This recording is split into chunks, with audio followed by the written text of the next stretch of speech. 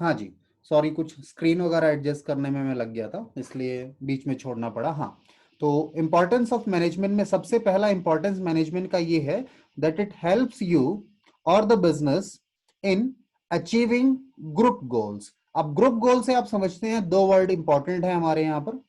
एक तो ग्रुप है, ठीक है। आपको पता है जब भी मैनेजमेंट की बात आती है तो हम इंडिविजुअल्स की बात नहीं कर रहे हैं, हम किसकी बात कर रहे हैं, हम ग्रुप की बात कर रहे हैं। यानी नंबर ऑफ पीपल, एम्प्लॉयज हो सकते हैं, आपका स्टाफ जिसे बोलते हैं, उनको आप क्या करते हैं जी, उनको आप इस तरीके से मैनेज करते हैं, ठीक है। हाँ, क्योंकि हर इंडिविजुअल की अपनी कुछ नीड्स हैं, उनके कुछ गोल्स हैं, तो सभी के गोल्स को एक डायरेक्शन में लेकर आना, इंटीग्रेट करना, ये वर्ड यहीं आया, इसीलिए आया इंटीग्रेट।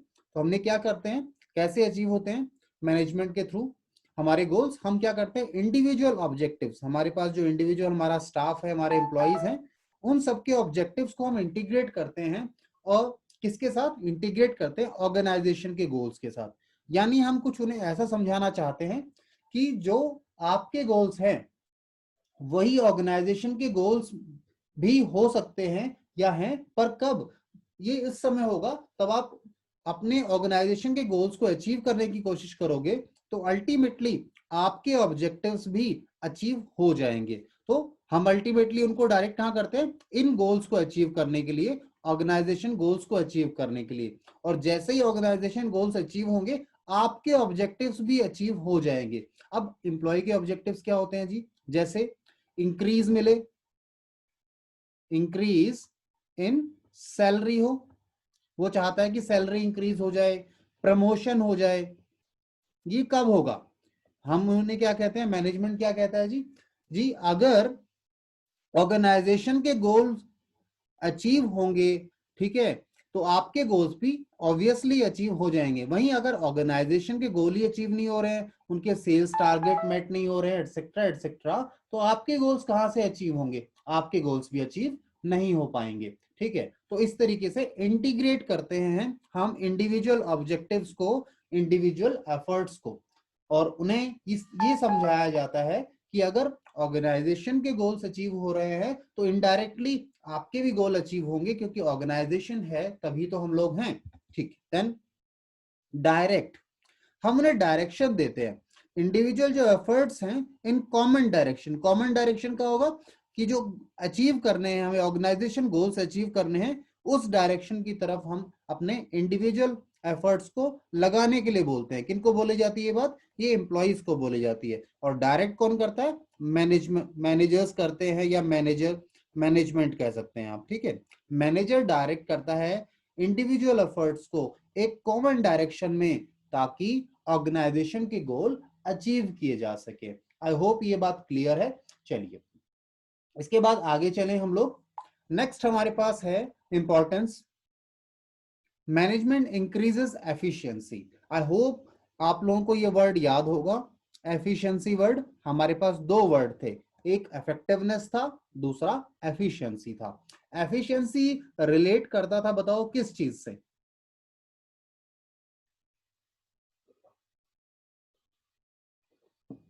बताइए जी, लिखा हुआ है। Optimum utilization of resources. बिल्कुल सही बेटा, ऑप्टिमम यूटिलाइजेशन हो, कॉस्ट इफेक्टिव पर बात करता है। वो कहते हैं कॉस्ट रिड्यूस होनी चाहिए। भाई कॉस्ट रिड्यूस हो जाएगी तो इनडायरेक्टली आप क्या कहते हैं, प्रॉफिट्स इंक्रीज हो जाएंगे, ठीक है। यही बात निकल कर आती है कॉस्ट रिडक्शन के मामले में, ठीक है। तो मैनेजमेंट क्या करता है, इंक्रीज करने की कोशिश करता है, किसको, एफिशिएंसी को। Now they tries to reduce cost, वो कॉस्ट को रिड्यूस करने की कोशिश करते हैं through different tools and methods. By कैसे होता है, अभी ऑप्टिमम यूटिलाइजेशन हो। Optimum utilization I hope you remember और यू मस्ट हैव स्टडीड, ये इकोनॉमिक्स का टर्म है, that is maximum utilization, maximum utilization of resources, ठीक है। तो मैक्सिमम यूटिलाइज किया जाना चाहिए, ऐसा नहीं है कोई चीज अंडर यूटिलाइज ना हो, ठीक है। अगर एक व्यक्ति 8 घंटे काम कर सकता है तो वो 8 घंटे काम करना चाहिए, या उससे ज्यादा करना चाहिए, ऐसा नहीं वो 6 घंटे काम कर रहा है, दैट इज अंडर यूटिलाइजेशन। अगर पूरे 8 घंटे करेगा या उससे ज्यादा करेगा, then we say we have utilized him optimally maximally. ठीक है, then the management focuses on two important things. You remember efficiency and effectiveness, and you know these two go parallel. ठीक है, ऐसा नहीं है कि आप effectiveness लाते हैं और आपको efficiency की चिंता करने की जरूरत नहीं है, या फिर efficiency ले आते हैं और आपको effectiveness की चिंता करने की जरूरत नहीं है। ये हमने आपको पिछले लेक्चर्स में डिस्कस किया हुआ है, तो इनिशियल वीडियोस आपको देखेंगे तो आपको बात क्लियर होगी। तो आगे चलें यहां से अब हम लोग। अच्छा, ये कोई बच्चा है हमारे पास, ये जिसका नाम कुछ 1P वगैरह कुछ करके आ रहा है, बेटा आप नाम चेंज करो, else I have to remove. ठीक है, मेरे पास नाम आना चाहिए आपका, क्या नाम है। ठीक है, इस तरह थोड़ी सी समझदारी दिखाइए सब लोग। ठीक है ना, चलिए आगे चले यहां से हम लोग नेक्स्ट इंपॉर्टेंस की तरफ चलते हैं। तो ये भी एक इंपॉर्टेंस था हमारा कि मैनेजमेंट एफिशिएंसी लेकर आता है ऑर्गेनाइजेशन में, बिजनेस में। Then management creates a dynamic organization. Management जो है एक डायनामिक ऑर्गेनाइजेशन क्रिएट करता है। आप समझते होंगे डायनामिक क्या होता है। Dynamic something which keeps on changing, which keeps on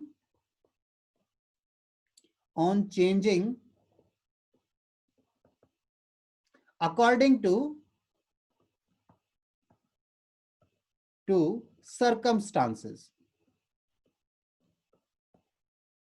या आप अगर लेमन लैंग्वेज में कहें तो बोल सकते हैं आप, ये एडजस्टेबल बनाता है ऑर्गेनाइजेशन को।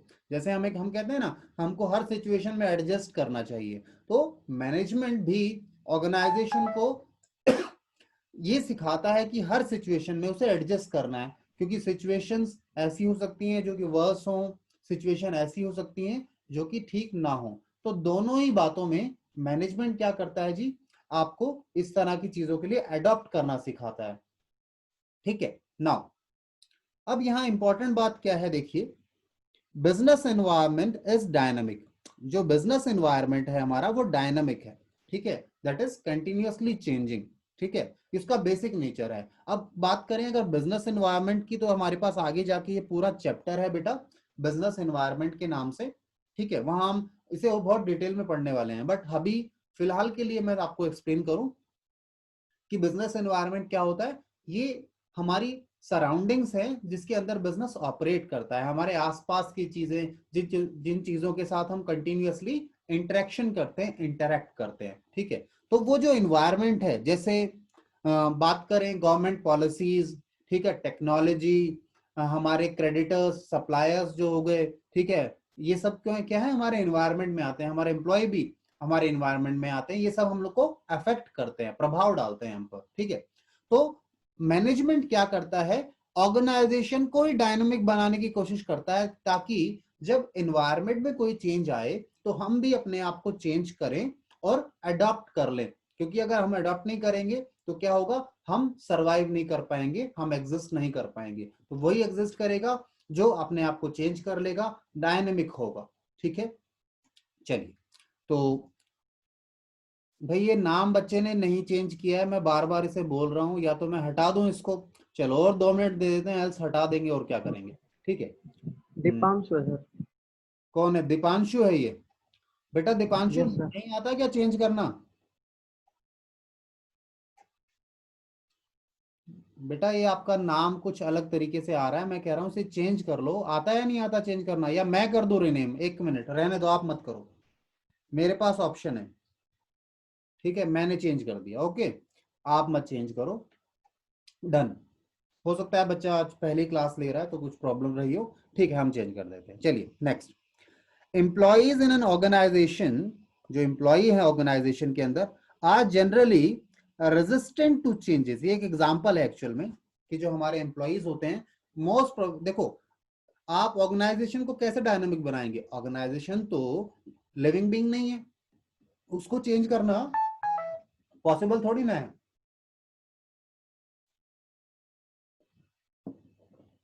सॉरी, तो चेंज किसको किया जाएगा, चेंज उन लोगों को किया जाएगा जो ऑर्गेनाइजेशन को बनाते हैं, यानी हमारे एम्प्लॉइज। ठीक है, हमारी ह्यूमन रिसोर्सेज को, उनको हम इस तरीके से ढालते हैं क्योंकि उन्हीं को अल्टीमेटली डिसीजंस लेने हैं, काम करना है। तो हम क्या कहते हैं कि इन जनरल, आमतौर पर तो क्या होते हैं, कोई भी इंडिविजुअल की बात लेकर चलो, हम जो सिचुएशन में हैं, हम जैसे काम कर रहे हैं, हम वैसे ही काम करना चाहते हैं।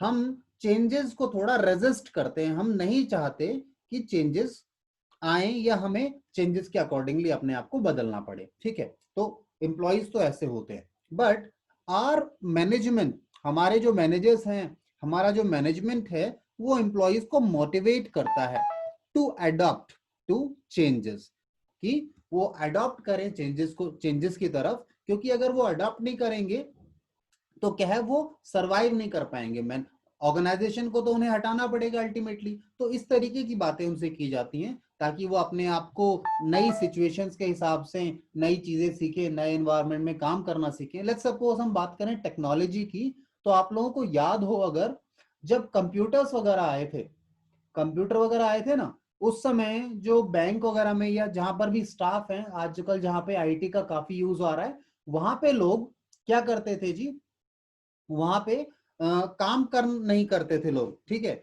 नई चीजों के आगे वो कहते थे ठीक है हमें तो कंप्यूटर चलाना ही नहीं आता। ठीक है, तो उनको सिखाया गया ना। तो वैसे तो एम्प्लॉय नहीं चाहता नई चीज सीखना, या एज एन ह्यूमन बीइंग ही वो थोड़ा इन चीजों को लेकर थोड़ा सा नैरो माइंडेड होता है। ठीक है, तो हमें क्या करना है एज एन मैनेजमेंट, वो उन्हें मोटिवेट करता है and work for the motivation हुआ, एक तो अडॉप्ट करें चेंजेस के लिए, एंड ऑर्गेनाइजेशन के वेलफेयर के लिए काम करें। क्योंकि अल्टीमेटली आपको पता है ऑर्गेनाइजेशन है तो हम हैं, अदरवाइज कोई भी काम नहीं है इन चीजों का। चलिए इसके बाद नेक्स्ट स्टार्ट करें हम लोग। नेक्स्ट हमारे सामने है जी, management helps in achieving personal objectives. हमारा जो मैनेजमेंट है वो पर्सनल ऑब्जेक्टिव्स को भी अचीव करने में हेल्प करता है। पर्सनल ऑब्जेक्टिव समझ गए ना, योर वर्ड पर्सनल जो है ये किसके लिए आया है, ये आया है एम्प्लॉय के लिए, इंडिविजुअल के लिए। ठीक है, एम्प्लॉय के लिए आया है। ठीक है, यहां तक कोई डाउट क्वेरी तो नहीं है? अगर कोई क्वेरी हो तो मुझे बता सकते हो, हैंड रेज कर देना, मैं आपकी क्वेरी को देख लूंगा। ठीक है, चलिए। So management helps in achieving personal objectives. कैसे होता है देखिए, एन एफिशिएंट मैनेजर, एक एफिशिएंट मैनेजर जो होगा, he brings prosperity not only for employer. देखो मैनेजर का काम होता है ऑर्गेनाइजेशन के लिए, अपने एम्प्लॉयर के लिए काम करना कि उनके प्रॉफिट्स अच्छे करे, अच्छे तरीके से मैनेज करे। तो एम्प्लॉयर के लिए तो उसका रिस्पॉन्सिबिलिटी है ही, but for employ as well. ठीक है, तो केवल एम्प्लॉयर के लिए नहीं, एम्प्लॉयज के लिए भी उसकी रिस्पॉन्सिबिलिटी बनती है कि वो उनके लिए भी काम करें ना। मैनेजमेंट लीड या manager lead people in such a manner that along with organizational goals individual goals are also achieved. तो वो कुछ इस तरीके से उन्हें लीड करता है, इस तरीके से उन्हें डायरेक्ट करता है, इस तरीके से उन्हें मॉडिफाई करता है। ठीक है, अभी मॉडिफिकेशन वर्ड थोड़ा इंडिविजुअल के नहीं यूज होता, बट मॉडिफिकेशन का मतलब क्या होगा, उन्हें इन्वायरमेंट के अकॉर्डिंगली अडॉप्ट करना सिखाता है ताकि वो ऑर्गेनाइजेशन गोल्स भी अचीव हो उस सिचुएशन में, और उनके इंडिविजुअल गोल्स भी अचीव हो। क्योंकि आपको मैंने पहले बताया ये बात कि ऑर्गेनाइजेशन और इंडिविजुअल, ठीक है, अलग नहीं है अब। क्योंकि ऑर्गेनाइजेशन अगर बढ़ेगी तभी तो इंडिविजुअल बढ़ेगा, तभी तो एम्प्लॉय प्रोग्रेस करेगा, ग्रोथ होगा, उसका सैलरी इंक्रीज होगी, प्रमोशंस होंगे, तो दोनों साइड बाय साइड चलते हैं। अगर ऑर्गेनाइजेशन ही नहीं तो एम्प्लॉय का एग्जिस्टेंस खत्म हो जाएगा। ठीक है, देन इंडिविजुअल वांट्स। अब इंडिविजुअल क्या चाहता है, individual wants to earn more. वो चाहता है कि उसकी इनकम ज्यादा हो, उसको ज्यादा कमाई हो, उसको सैलरी वगैरह ज्यादा मिले। ठीक है ना। ऑर्गेनाइजेशन क्या चाहता है, ऑर्गेनाइजेशन वांट्स मैक्सिमम प्रोडक्शन। भाई ज्यादा प्रोडक्शन हो तभी सेल ज्यादा होंगे, और सेल ज्यादा होंगे तभी तो हमारे पास क्या आएगा जी, तभी तो हमारे प्रॉफिट ज्यादा होंगे। अब हम क्या कहते हैं एज अ मैनेजर, हम कहते हैं हम इन दोनों को इंटीग्रेट कर सकते हैं, हम दोनों को इंटीग्रेट कर देते हैं। कैसे, रिलेट कर देते हैं। इससे क्या होगा, objective of both will be achieved. Relate कैसे करेंगे जी, हम उन्हें कहेंगे, हमारे एम्प्लॉयज को, हमारे इंडिविजुअल्स को जो जॉब कर रहे हैं, हमारे पास काम कर रहे हैं, उन्हें कहेंगे देखिए आपको क्या चाहिए, आपको ज्यादा कमाना है, बिजनेस को क्या चाहिए, ज्यादा प्रोडक्शन करना है। अगर आप ज्यादा प्रोडक्शन पे ध्यान देते हैं, फोकस करते हैं, तो ऑब्वियसली आपकी इनकम, आपकी सैलरीज, आपके बोनस, आपके अलाउंसेस इंक्रीज होंगे। ठीक है, तो ये एक इंडिविजुअल ऑब्जेक्टिव्स को, पर्सनल ऑब्जेक्टिव्स को अचीव करने में हेल्प करता है हमारा मैनेजमेंट। ठीक है, या मैनेजर्स कह सकते हैं आप। Then next we have is management helps in development of society. देखिए सोसाइटी के डेवलपमेंट में भी मैनेजमेंट का रोल है। जब हम बात करते हैं मैनेजमेंट की, तो मैनेजमेंट का मतलब ये नहीं है वहां पे कोई एक सिंगल मैनेजर है, there are number of people involve in management of a business, ठीक है, तो हम सब की बात कर रहे हैं। So they help in development of society. कैसे होता है जी ये, देखिए management gives due importance to its social obligation. आपको पता है बिजनेस की कुछ सोशल ऑब्लिगेशंस हैं, सोशल रिस्पॉन्सिबिलिटीज हैं, ठीक है, टूवर्ड किन किन की तरफ है, उनके एम्प्लॉयज की तरफ है, क्योंकि वो एक सेपरेबल पार्ट है ऑर्गेनाइजेशन का। बगैर एम्प्लॉय के ऑर्गेनाइजेशन कुछ भी नहीं है। तो हमारी ऑब्लिगेशंस हैं कि हम अपने एम्प्लॉयज का ध्यान रखें, उनकी ज़रूरतों का ध्यान रखें, उनको अच्छा इन्वायरमेंट दें, वर्किंग इन्वायरमेंट, हेल्दी इन्वायरमेंट हो जहां वो काम कर सकें। हमारे कस्टमर्स की तरफ भी हमारी रिस्पॉन्सिबिलिटी है। आई होप ये हमने बात की है आपके साथ पहले, ठीक है। तो सोशल ऑब्लिगेशंस में ही बात की थी वहां पर हमने, ठीक है। कस्टमर्स के लिए क्या ऑब्लिगेशन है, क्या रिस्पॉन्सिबिलिटी है कि हम अपने कस्टमर्स को क्वालिटी गुड्स दें, ठीक है।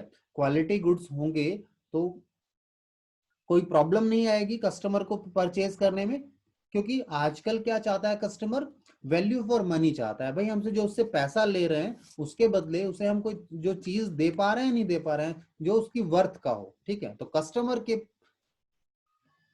प्रति भी हमारी कुछ रिस्पॉन्सिबिलिटीज हैं, ठीक है।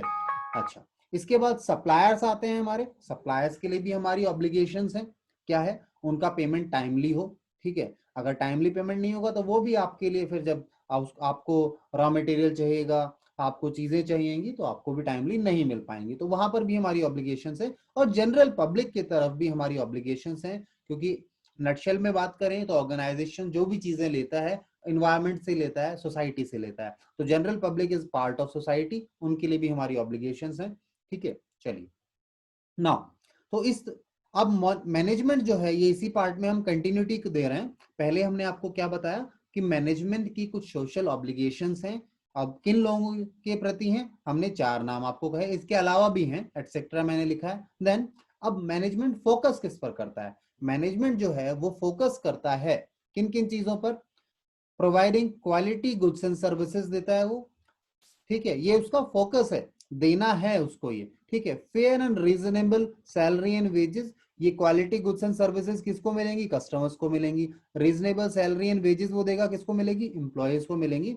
एम्प्लॉयमेंट अपॉर्चुनिटीज क्रिएट करता है, ठीक है, उनका फोकस होता है एम्प्लॉयमेंट अपॉर्चुनिटीज क्रिएट हो, ताकि सोसाइटी में जो अनएम्प्लॉयमेंट का इश्यू है, लोगों को जॉब नहीं मिल रही है, वो भी एक तरीके से उसे भी टैकल किया जा सके, ठीक है। Now and it also focuses on contribution to GDP, gross domestic product या ग्रॉस नेशनल प्रोडक्ट वगैरह जो हैं, यानी आप नेशनल इनकम की बात करें तो वहां पर भी एक ऑर्गेनाइजेशन का काफी कंट्रीब्यूशन होता है, क्योंकि वो प्रोडक्शन करते हैं। और प्रोडक्शन अगर आपको पता है हमारे ग्रॉस डोमेस्टिक प्रोडक्ट में या नेशनल प्रोडक्ट में ये काउंट होती है, ठीक है। तो इस तरह के काम करते हैं। तो आप कह सकते हैं कि मैनेजमेंट जो है सोसाइटी के डेवलपमेंट में काम करता है, क्योंकि ये सब लोग कहाँ से आते हैं, आपके एम्प्लॉयज, आपके सप्लायर, आपके कस्टमर, जनरल पब्लिक, ये सब पार्ट है सोसाइटी का। तो जब आप इनको हेल्प कर रहे हैं, इनके लिए काम कर रहे हैं, तो आप सोसाइटी के लिए काम कर रहे हैं। देन हमारे पास पॉइंट्स तो खत्म हो गए हैं यहाँ पर, जो ये इंपॉर्टेंस के पार्ट थे, ठीक है। तो मैंने बस एक लाइन लिखी है कि जो ऊपर की एक्टिविटीज हैं, जो ऊपर हमने एक्टिविटीज बताई हैं, वो डायरेक्टली या फिर इनडायरेक्टली कंट्रीब्यूट करते हैं डेवलपमेंट ऑफ सोसाइटी के लिए, ठीक है। नेक्स्ट टॉपिक हमारा स्टार्ट होगा नेचर ऑफ मैनेजमेंट। तो यहां तक एक बार मुझे बताइए आप लोग, क्या बात समझ में आई आप लोगों को जो हमने की, या कोई डाउट है तो बताइए, हम उसे आगे देख लेंगे। बताइए जी, मैं वेट कर रहा हूँ। क्लियर है सर। ठीक है, क्लियर है सभी लोगों को, कोई डाउट किसी को कुछ पूछना नहीं है ना? No sir. ठीक है जी, चलिए आगे हम चलते हैं। हमारे पास नए बच्चे हैं, वंशिका है, दीपांशु है, कपिल, पवन, ठीक है, रवीना है, श्रद्धा है, ठीक है, सृष्टि भी है। सबका नाम ले दिया तो फिर सृष्टि को छोड़ेंगे तो दिक्कत होगी ना। चलिए आइए नेचर ऑफ मैनेजमेंट की बात करें। नेचर से आप समझते हैं ना, नेचर का मतलब क्या होता है, उसका बेसिक इंस्टिंक्ट क्या है, ठीक है, मतलब किस तरीके से बिहेव करता है वो चीज, ठीक है, तो हम उसे कहते हैं इसका नेचर क्या है। अगर मैनेजमेंट के नेचर की बात करें तो मैनेजमेंट के नेचर को कुछ लोग कहते हैं मैनेजमेंट जो है एक साइंस है। ठीक है, ठीक है। अब साइंस क्या होती है आप लोगों को आई होप पता है, बट हम स्टिल डिस्कस करेंगे। कुछ लोग कहते हैं नहीं नहीं ये साइंस नहीं, ये आर्ट है। ठीक है, तो इन चीजों पर डिस्कशन करना है हमें, one by one go through करते हैं। हाँ जी, सबसे पहले बात करें नेचर ऑफ मैनेजमेंट में, ये टॉपिक है हमारा। नेचर ऑफ मैनेजमेंट के अंदर कहा गया है कि ऑथर्स कहते हैं, मतलब जो वेल रिनाउंड ऑथर्स कहते हैं, कुछ लोग कंसिडर करते हैं। ठीक है, some authors consider management as science. ठीक है, क्यों करते हैं उसके पीछे उनके रीजंस हैं, हम उन पर डिस्कशन करेंगे। बिकॉज अब उन्होंने रीजन भी बताया, because there are well tested and experimented principles of management. अब अभी आगे स्टार्ट करेंगे प्रिंसिपल्स ऑफ मैनेजमेंट। तो वो जो ऑथर कंसिडर करते हैं मैनेजमेंट को एज अ साइंस, उनका कहना है कि मैनेजमेंट साइंस इसलिए है क्योंकि यहाँ पर वेल टेस्टेड एंड एक्सपेरिमेंटेड, उनको टेस्ट किया गया है। ठीक है भाई, साइंस में ही होता है कोई चीज टेस्ट की जाती है, उस पर एक्सपेरिमेंट्स होते हैं, तो साइंस में यही चीजें होती हैं। तो इसलिए वो कहते हैं कि जी मैनेजमेंट के प्रिंसिपल वेल टेस्टेड हैं, वेल एक्सपेरिमेंटेड हैं, इसलिए जो मैनेजमेंट है वो साइंस है।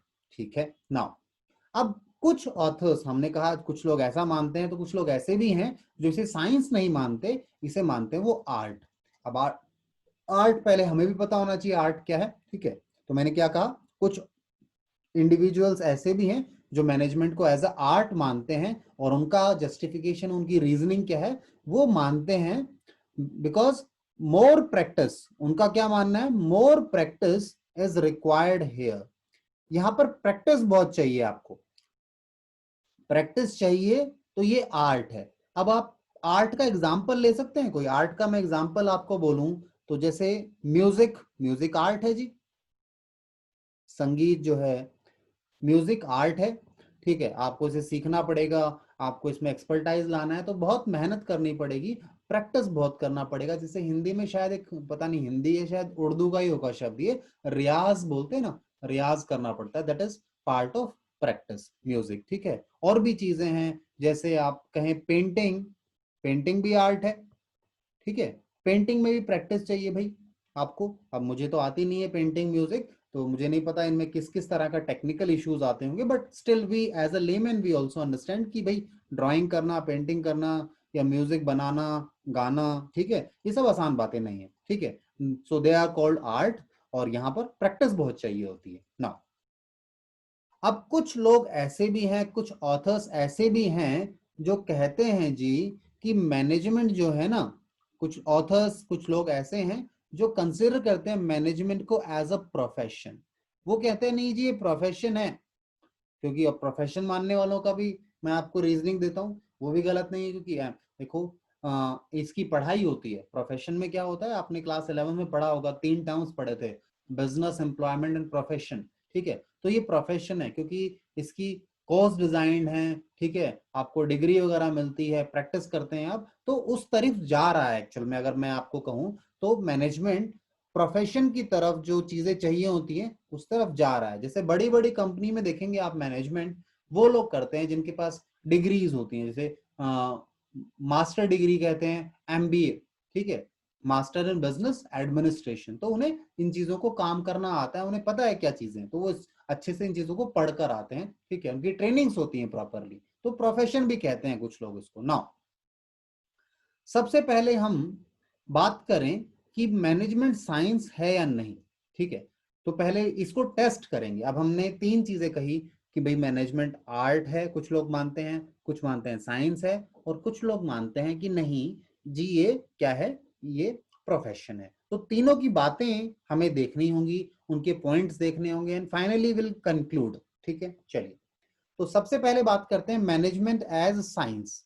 अगर मैनेजमेंट को साइंस की तरफ देखा जाए, की तरह देखा जाए, तो देखिए क्या है। तो साइंस को समझें पहले, साइंस क्या है। तो साइंस क्या है जी, देखिए science is defined as a systematic and organized body of knowledge. तो ये एक ऐसी बॉडी है, ठीक है, ऐसी बॉडी ऑफ जहां पर ऑर्गेनाइज तरीके से चीजें हैं और सिस्टमेटिक भी हैं, दोनों चीजें हैं यहाँ पर, ठीक है ना। बेस्ड ऑन, अब ये किस पर बेस्ड है, based on logically observed findings. तो यहाँ पर जो भी फाइंडिंग्स होती हैं उन्हें उनका लॉजिकल रिलेशन होता है, ऑब्जर्व नहीं होंगे, कुछ भी कह दिया जी, कोई रिलेशन नहीं किसी बात का, ठीक है, ऐसा नहीं होता। तो अब लॉजिकली ऑब्जर्व फाइंडिंग्स हैं, फैक्ट्स हैं और इवेंट्स हैं, ठीक है। तो ये चीजें अगर किसी को बोले ये यहाँ पर साइंस इन्वॉल्व है, ये साइंस है, तो हम क्या कहते हैं, यहाँ पर चीजें सिस्टमेटिक हैं, ऑर्गेनाइज्ड हैं, बेस्ड हैं यहाँ की observations on and findings on logics, ठीक है। तो ये साइंस हम कहेंगे, अगर ये चीजें प्रेजेंट हैं हमारे मैनेजमेंट में भी तो हम कहेंगे मैनेजमेंट भी साइंस है, ठीक है। आइए जी, now science has exact principles. Exact principle का मतलब है क्या होता है जी, यूनिवर्सल एप्लीकेबिलिटी होगी, यूनिवर्सल एप्लीकेबिलिटी होगी,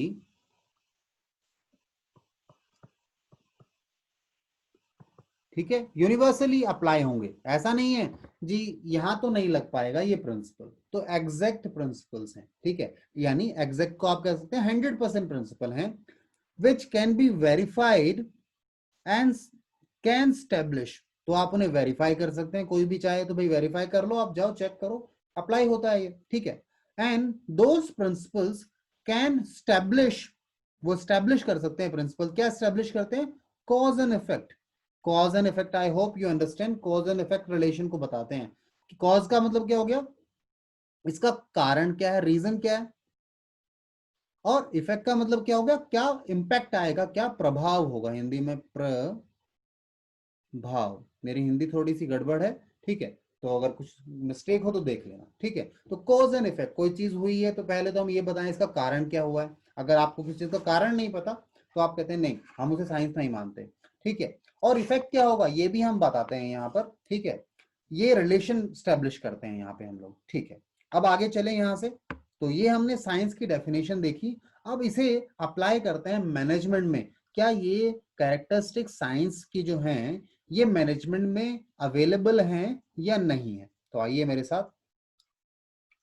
तो मेन कैरेक्टरिस्टिक्स की बात करें, पहला सिस्टमेटिक बॉडी ऑफ नॉलेज। हम देखते हैं, हमने कहा था साइंस क्या एक सिस्टमेटिक बॉडी ऑफ नॉलेज है, तो देखें हम कहते हैं इन साइंस या science organize and systematic study material is available. Science में क्या होता है जी, ऑर्गेनाइज, जैसे आप बच्चे याद करें, जब आपके पास साइंस था, अभी तो चलो हम लोग कॉमर्स में आ गए, तो हमारे जो मटेरियल होते थे यानी बुक्स वगैरह होती थी वो सिस्टमेटिकली अरेंज है, ऑर्गेनाइज्ड है, पहले आपको क्या पढ़ना है फिर क्या पढ़ाया जाएगा, ठीक है, ये सब चीजें हैं। उसका मटेरियल अवेलेबल है या नहीं है, बिल्कुल अवेलेबल है जी उसका मटेरियल, ठीक है। अब वो मटेरियल अवेलेबल है, ठीक है, फॉर एक्वायरिंग नॉलेज। वो मटेरियल से हम क्या करते हैं साहब, ऑब्वियस सी बात है, आपके पास बुक्स वगैरह हैं, ठीक है, स्टडी मटेरियल है, तो उससे हम ज्ञान ही लेंगे, नॉलेज लेंगे। क्या ऐसा मैनेजमेंट में होता है, चलिए देखें, देखिए इन मैनेजमेंट ऑल्सो, यानी मैनेजमेंट में भी है शायद कुछ ऑल्सो लग गया, in management also there is a availability of organized and systematic study material। आपको पता है ना मैनेजमेंट में भी पढ़ाई होती है, बीबीए हो गया, एमबीए हो गया, इनमें स्टडी मटेरियल यूज होते हैं नहीं होते, बिल्कुल होते हैं जी। सो तो हम क्या कहेंगे, so first feature of science is present in management, ठीक है ना जी, बात कंक्लूड कर सकते हैं, कंक्लूजन हो गया हमारा, ये पहला फीचर तो है अवेलेबल। चलिए इसके बाद आगे चलें, नेक्स्ट देखें, principles are based on experimentations. जो साइंस के प्रिंसिपल है ना वो एक्सपेरिमेंटेशन पर बेस्ड होते हैं, यानी उनको एक्सपेरिमेंट किया जाता है, जब हम कहते हैं हाँ जी ये चीज अप्लाई होगी, टेस्ट किया जाता है, tested and experimented. Now scientific principles are developed through observations and tested through repeated experiments। आपको पता है साइंस में एक्सपेरिमेंट्स किए जाते हैं, जैसे अभी वैक्सीन चल रही है, कोरोना वाली वैक्सीन चल रही है, ठीक है, उसके लिए एक्सपेरिमेंट हो रहे हैं, ठीक है, ऑब्जर्व भी किया जा रहा है, दोनों चीजें हैं। आपने कोई चीज मानो एक्सपेरिमेंट की, बाय चांस वो गलती से हो गया, ठीक है, अब उसे ऑब्जर्व भी तो करना पड़ेगा ना बार बार, क्या हमेशा हो रहा है तब तो कहेंगे एग्जैक्ट है, कभी कभी अप्लाई होता है तो उन चीजों को आप नहीं कहते। ठीक है, चलिए जी, तो मेरे साथ आगे चलेंगे हम लोग। अब देखें क्या ये चीजें प्रेजेंट है हमारे मैनेजमेंट में भी। तो देखिए, management principles are also developed through observation. अब कहता है मैनेजमेंट के प्रिंसिपल भी ना ऑब्जर्वेशन के थ्रू डेवलप किए जाते हैं, यानी चीजों को ऑब्जर्व किया जाता है, एन एक्सपेरिमेंट, और हम एक्सपेरिमेंट भी करते हैं यहाँ पर। ठीक है, बट इंपॉर्टेंट बात यहां से सुनिएगा, but they deal with human beings. हमारे मैनेजमेंट के प्रिंसिपल किससे डील करते हैं, ह्यूमन बींग्स पर अप्लाई किए जाते हैं ये principles. And human behaviour can not be accurately predicted. आप किसी व्यक्ति का बिहेवियर प्रिडिक्ट नहीं कर सकते। आपका दोस्त है, पता नहीं कब आपका दुश्मन बन जाए। उसे जरूरत है तो दोस्त है, अदरवाइज जरूरत खत्म, काम खत्म, वो आपका दुश्मन बन जाएगा। सबके लिए नहीं कह रहा हूं वैसे में, और नहीं कह रहे हैं दोस्तों के लिए भी, जनरली एक ह्यूमन बिहेवियर की बात कर रहे हैं कि किसी व्यक्ति से आप मिले, वो शुरू में तो उसने आपके साथ बहुत अच्छा बिहेव किया, अचानक से पता नहीं क्या हुआ, उसका बिहेवियर चेंज हो गया। सो हम ह्यूमन बिहेवियर को प्रेडिक्ट नहीं कर सकते कि कैसा काम करेगा। According to his mood, according to environment वो चेंज होता रहता है। ठीक है ना, जैसे आप अपने पेरेंट्स को ले लीजिए या खुद को ही ले लीजिए ना, पेरेंट्स तो बेचारे क्या, उनको तो क्या लेना है, वो तो सारा काम आप ही के लिए करते हैं, सारी मेहनत आप ही लोगों के लिए हो रही है। ठीक है ना, बट आपके लिए लीजिए, कभी आप वैसे आप वाला बिहेवियर भी नहीं कह सकते, बट आजकल बच्चों का कुछ पता नहीं है। ठीक है ना, मेरा बेटा ही है, पता नहीं, जब उसे काम होता है तो बहुत अच्छे से पिताजी पिताजी, मतलब पिताजी तो नहीं बोलता, ठीक है, तो मतलब पीछे पड़ा रहेगा, और जहाँ काम हो गया, मतलब उसको जो चीज चाहिए मिल गई, उसके बाद मतलब ही नहीं है, हाँ कौन है क्या है मतलब नहीं, वो अपने मौज ले रहा है। ठीक है, तो ह्यूमन बिहेवियर ऐसा ही है ना। Management can be termed as inexact science. तो आप क्या कह सकते हैं जी, एग्जैक्ट तो नहीं कह सकते कि जो इसके प्रिंसिपल है ना 100% हर जगह तो अप्लाई नहीं होते। तो एग्जैक्ट, इनएग्जैक्ट का मतलब समझिए, मैंने एग्जैक्ट बताया था ऊपर आपको, तो ये इनएग्जैक्ट है। इंपॉर्टेंट बात ये है ना। कंक्लूजन क्या है, कंक्लूजन ये है कि ये जो फीचर है पार्शियली प्रेजेंट है, पूरा तो नहीं है। तो यहाँ आप जो लोग कहते हैं मैनेजमेंट साइंस है, वहां गड़बड़ आ गई थोड़ी सी, भाई एक फीचर तो है ही नहीं, तो आप नहीं कह पाएंगे management as a complete science. ठीक, चलिए आगे चलें। देन यूनिवर्सल एप्लीकेबिलिटी या वैलिडिटी, क्या ये हर जगह अप्लाई होते हैं, ये चेक करना है। साइंटिफिक प्रिंसिपल तो देखो यूनिवर्सली एप्लीकेबल है, आप उन्हें कहीं भी अप्लाई करो वो काम करेंगे। ठीक है, जैसे ग्रेविटेशनल फोर्स है, ठीक है ना, मुझे अब सारे प्रिंसिपल तो याद नहीं है साइंस के, कुछ नाम भी आता थे, न्यूटन के लॉ वगैरह होते थे। ठीक है ना, everything as equal and opposite reaction, तो वो अप्लाई करेगा, हमारे यहाँ तो अप्लाई करेगा, बट यहाँ पर ह्यूमन बीइंग पर वो अप्लाई नहीं करता, कि ह्यूमन बीइंग वाली समस्याएं अलग हैं, उनका बिहेवियर कब चेंज हो जाए। तो मैनेजमेंट के प्रिंसिपल इंडिविजुअल्स पर अप्लाई होते हैं, इसलिए हम कहते हैं कि भैया नहीं, हम नहीं कह सकते कि वो हर जगह, सॉरी बेटा, हाँ, यूनिवर्सल एप्लीकेबिलिटी होगी या नहीं। तो आइए देखें। अच्छा, ये थोड़ी ये स्पेलिंग में गलत लिख दिया, ये दे हैव लिखना था ये मुझे यहाँ पे, दे हैव।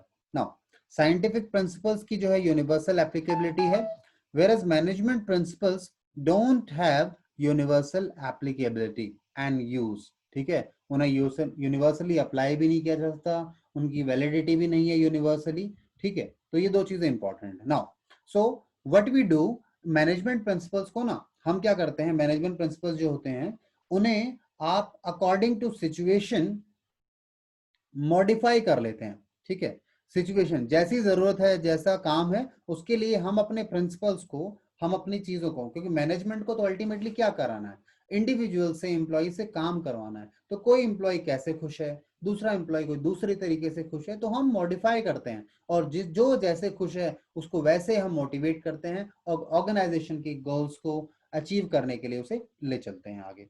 ठीक है जी, चलिए तो आगे अब हम चल रहे हैं। आगे हमारे पास है कंक्लूजन। कंक्लूजन की बात करें तो वही हो गया जैसे ऊपर वाले के लिए आया था प्रिंसिपल के लिए, ठीक है, नहीं फीचर के लिए, ये तीसरे वाली फीचर यानी यूनिवर्सल एप्लीकेबिलिटी वाली बात भी जो है, ये भी प्रेजेंट नहीं है, अप्लाई नहीं हो सकते ना, नॉट प्रेजेंट है। तो यहां पर भी साइंस में गड़बड़ आ गई जी। ठीक है, अब आगे चलें। इसके अलावा हम अब बात करते हैं आर्ट पर। कंक्लूजन्स पर बाद में आएंगे, फाइनल कंक्लूजन पर। अब बात करते हैं कि मैनेजमेंट को जो आर्ट मानते हैं लोग, उनके लिए क्या है। अच्छा, अगर वीडियो बीच में बंद हो जाए, ठीक है, क्योंकि टाइम हो जाएगा, टाइम एक्सपायर हो जाएगा, तो जहां से खत्म होगा उसके आगे का टॉपिक हम आपके साथ नेक्स्ट क्लास में करेंगे। किसी को कोई डाउट हो यहाँ तक तो मुझसे पूछ सकता है। हमने मैनेजमेंट एज अ आर्ट खत्म कर लिया है, सॉरी एज अ साइंस खत्म कर लिया है, ठीक है। आप कहो तो 1 मिनट बचा है, मैं इसे यहाँ रोक लूं, हम इस वाले मैनेजमेंट एज अ आर्ट को नेक्स्ट क्लास में लेके चल सकते हैं, है ना। मैं डाउट्स ले लेता हूँ आप लोगों के, किसी के डाउट्स वगैरह हैं तो मुझे बताइए।